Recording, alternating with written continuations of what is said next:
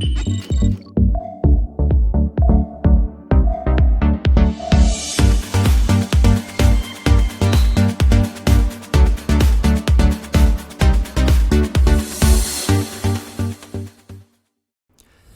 everyone, this is Zero Prime and welcome to another edition of Zero Review, a series in which I look back on the games I played on my channel and I give you my thoughts and opinions on certain gameplay.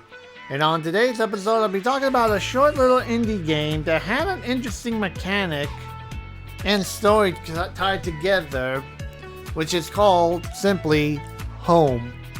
Now what Home is basically you just suddenly wake yourself up in the middle of nowhere, you have no memory of what happened and everything, and essentially you just try to go home. And basically along the way you start to see things rather creepy, like something wasn't right and something was definitely wrong, and you definitely get a sense of dread constantly that is like, is something gonna pop up, is something gonna scare me and everything.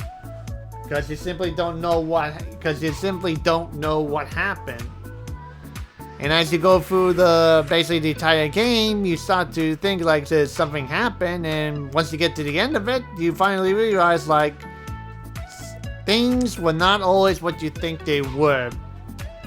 And while it didn't have any much of like, you know, monsters or jump scares or anything like that, it still had the right amount of constant fear of, you know, not knowing what's going on. That, I mean, imagine yourself in that situation that one minute you lie down in bed, you go to sleep, and then the next minute you open your eyes and wake up, you find yourself like in the middle of nowhere, like in a forest, and you have no idea how you got there.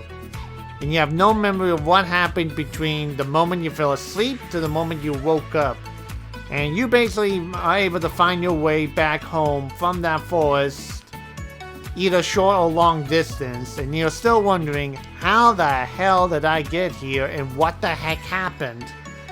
And it's that primal core of fear of the unknown that really is a good mechanic. Even though in this game that is so simple and everything, is still honored that mechanic right there, that fear right there of the unknown, because you don't know what happened, you don't know what's going on, and even more importantly, you don't know what did you do basically. And that's why it's like when I did a review on Black Mirror, for example, I did talk about like how in some horror games like that, for example, that the fear and the dread is, you know, stays in the middle. But in a simple game like at Home, the fear and dread, you know, slowly just increase bit by bit as you're still trying to figure out what the heck happened or what the heck's going on.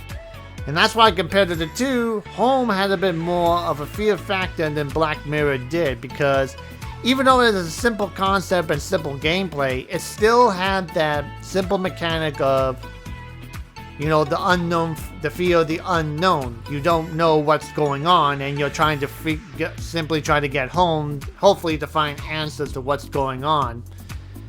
So that's like a good example of how like to make a decent horror game is if you respect the horror mechanic and respect it and use it to the best of your ability, then you guarantee you can definitely give some people an interesting time. So that's why to me Home is a simple fun game, and I definitely enjoy that. So if you ever get a chance to play it, give it a shot. In any case, that's all the time I have for this episode, guys. So as usual, thank you for watching. Make sure to leave a comment below, subscribe for your update, share us on your Facebook, Twitter, Tumblr, and all other social medias. And don't forget to hit the like button to help out the channel, and to turn on the notification bell to stay up to date on my channel. And if you guys want to help me out in some shape or form, I do have a Patreon account down below. And as usual, guys, thank you for watching, and have a pleasant day. Bye-bye.